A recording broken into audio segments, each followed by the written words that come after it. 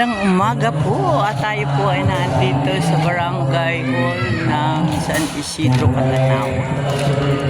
At may mga senior po dito every first month, every Monday of the month.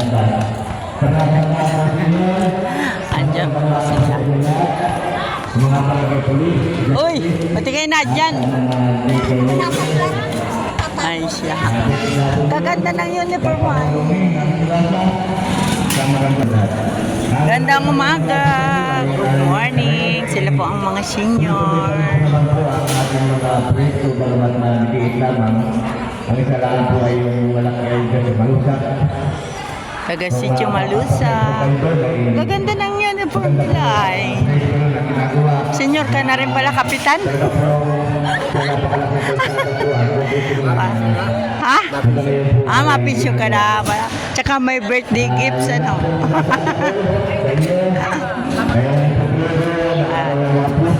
Abay, kaganda na yan. Ma'am, good morning po. Yan, si Ma'am Lynn. Ganda. Tinanghali ng gising ako, kaya ako hindi agad nakapunta. Ang dami po dito mga senior citizen. Sana sa mga susunod na araw, makapagbigay tayo, makapagpapiling tayo sa ating mga senior. Ayan. Mga senior. Oh, may sayawan.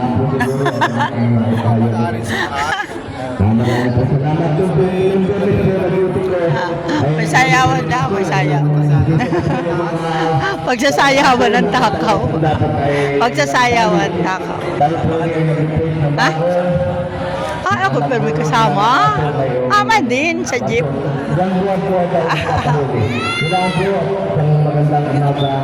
Morning, morning. Good morning. Ito si Kalinga, si Kagawad Buboy ay sasayawan araw ay. Basta may mag-imbita. Nagkaano ko video. Isang magandang umaga po. Manalimutan lang po ako kanina. Ito po ay para po doon sa lahat na nag-aalaga ng mga hayop, baboy. Ano po? Ayan po yung kapitana dito. Kami po ay nakikiusap na kung kayo po ay nasa bayanan o malapit sa kabahayan, kung maaari naman po ay pakalinisan. Ano po? Dahil kami po sa Sanggunian, syempre, hindi po kami humahadlang sa mga nag-aalaga ng mga baboy. At yan po ay katulungan para makatulong sa ating pang-araw-araw na kabuhayan.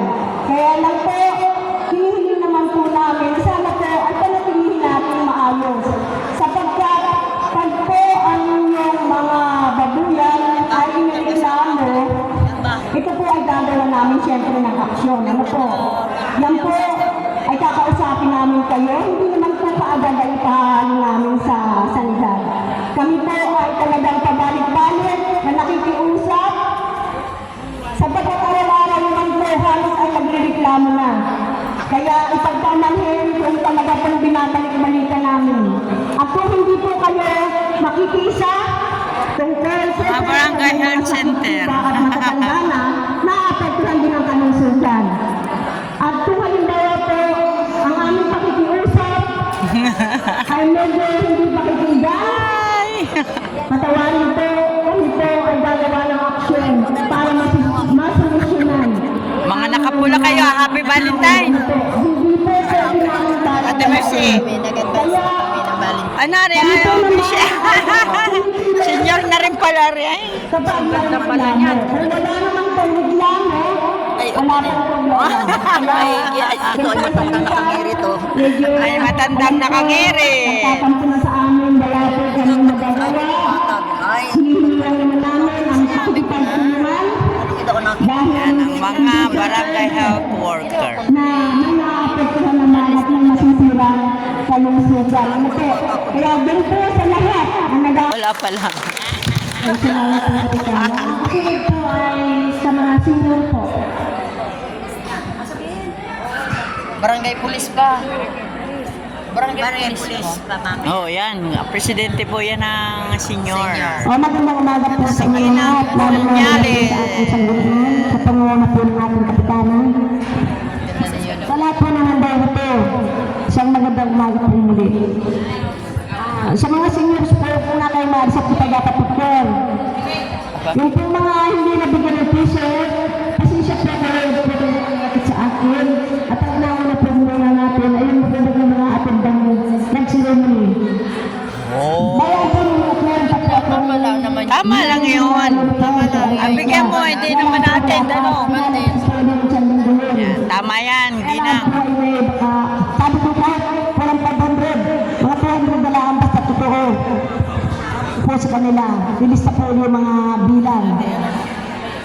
Saka po yung mga, alam po ninyo pang first week ng buwan ay may food ceremony. Ito po po yung napaabisan. Lahat po sana lang ang po po. Saka po yung gusto pang mag-file ng edad 67 pataas, pwede pa po mag-file. Hindi sabi hindi. Meron po po sa aking bago ng pen. Kuya Edo? Oo, Naino. Ay, ano pa natin kailangan yan? lang po nila ay picture, one by one. Search ka po ng IBC nyo. Sama siya sa Kaya lang po Kuya Edo, baka nagpapatulong mga sa bayan mo. 70 na yan. Higit na. O kaya nga. Parang 78 na. Kung mga Yung kapatid niyan. yung hindi po sa nasa labas Parang at hindi ng bulungan. Para po nalalaman. Hindi ka sure? Parang hindi ako. Kung nagtanungan. 58 pa lang ako ay ako marami nang nararamdaman. Ayun po, birthday po pala. Wala pa po. At sabihin na lang po sa inyo pag mayroon na. Ang tala po ngayon, pag mayroon po ng January ay ang tala ang birthday. Sabi ay siya po nagsakit si Ate Jan. Alam po, maraming salamat po. Nasalita po yung mga katanungan, para po alam namin. Yung mga reklamo. Yan. O maraming salamat po. Ito muna kang marito na patipin. Paano daw? Picture daw. Ah, kapapit. Gaganda naman nila. Ito po, pasensya na po kagawad. Christian po ito po kasi nakalimutan po. Lori. Ma'am, good morning. Ating pa hindi naroon namin na. Ang kadila yun. Ang gadini na. Ayaw ko na magpakulayan. Ngayon, nakakalit si Mami. Ayaw ko, mas gusto ko. Hindi makilala, huwag po kayong mga tubili na ipagbigay na lang po sa amin at para po magawa natin ng aksyon. So ito po, mayroon po nangyari kahapon na may nakitang isang tao sa hindi po sa isang lugar po na sakop ng ating barangay. Ano po, ito po ay medyo hindi kilala. Tapos po siya ay naka-face mask pa. So, may nag-report po sa amin. Ito, sinerge po namin yung lugar na po nagkakitaan. Ay, wala na po siya. Tapos po ay nakita mo naman namin ng gabi. So, siya po ay paglalagala dito sa ating barangay ng halos isang linggo na. Ano po, so, yun po ay nagawa po namin ng paraan kagabi.